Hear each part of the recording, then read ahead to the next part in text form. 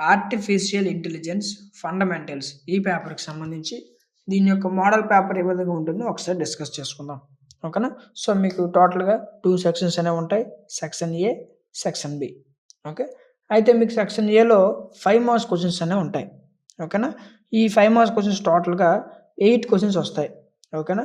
So 8లో మీరు ఏవైనా 5 రాస్తే సరిపోద్ది. ఓకే.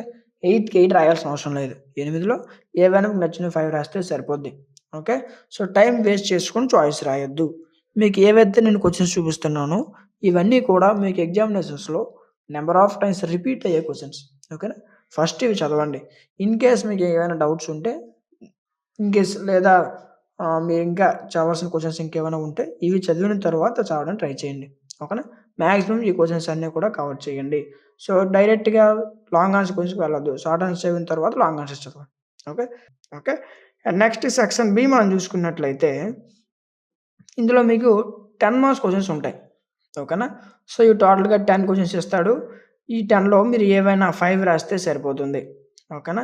సో ఈ 10 క్వశ్చన్స్ కూడా మీకు యూనిట్ వైస్‌గా యూనిట్‌కి 2 క్వశ్చన్లు చొప్పున వస్తాయి. ఓకేనా? 9లో ఏ అనేది ఫస్ట్ యూనిట్ నుంచి, బి అనేది ఫిఫ్త్ యూనిట్ నుంచి రాదు. ఓకే. ఫస్ట్ మీకు యూనిట్ వైస్‌గా ఒక యూనిట్ నుంచి 2 క్వశ్చన్లు, ఒక యూనిట్ 2 క్వశ్చన్లు అలాగా 5 యూనిట్స్ నుంచి 10 క్వశ్చన్స్ వస్తాయి. ఓకేనా? ఈ 10లో మీరు 5 యూనిట్స్‌లో ఒక్కో క్వశ్చన్, ఒక యూనిట్‌కి ఒక క్వశ్చన్ చొప్పున 5 క్వశ్చన్స్ రాయాల్సి ఉంటుంది. సో మీరు టైం వేస్ట్ చేసుకొని చాయిస్ రాయొద్దు. ఓకే. ఇప్పుడు మీకు ఏవైతే నేను క్వశ్చన్స్ చూపిస్తున్నానో ఇవన్నీ కూడా మీకు నంబర్ ఆఫ్ టైమ్స్ ఎగ్జామినేషన్‌లో రిపీట్ అయ్యే క్వశ్చన్స్. ఓకే. సో ఖచ్చితంగా ఇవి చదవండి. మీకు మంచి మార్క్స్ అనేవి స్కోర్ చేస్తారు. ఓకేనా?